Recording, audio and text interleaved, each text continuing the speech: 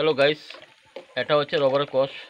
আপনারা দেখতে পাচ্ছেন রবারের কষ দিয়ে কীভাবে রবার তৈরি হয়। এটা আমাদের ত্রিপুরা অম্পিনগরের মধ্যে তৈরি হচ্ছে। এটা রবারের কষটা অম্পি থেকে বাইরে যাবে। আপনারা দেখতে পাচ্ছেন এই সে কষ, খুবই দারুণ, খুবই বাম্পার। এই কষটা দিয়ে রবার তৈরি হবে। প্রসেস চলছে যে আমি যে কষটা দেখালাম এটার থেকে কীভাবে মেশিনের দ্বারা উন্নত মেশিনের দ্বারা রবারটা যে তৈরি হচ্ছে, গাছের কষটা দিয়ে তৈরি হচ্ছে। আপনারা আমি লাইভ দেখাচ্ছি, আপনারা দেখতে পাচ্ছেন যে কত সুন্দর। এটা কিন্তু পাঞ্জাবে, দিল্লিতে, মুম্বাই বিভিন্ন জায়গাতে যাবে আমাদের ত্রিপুরা থেকে।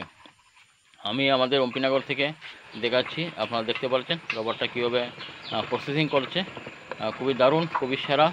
এটা শুকানোর পরে এটা দিল্লি, পাঞ্জাব, বোম্বে বিভিন্ন জায়গাতে যাবে, আমাদের ভারতের বাইরেও যা। ঠিক আছে, আপনারা দেখতে পাচ্ছেন খুবই সুন্দর।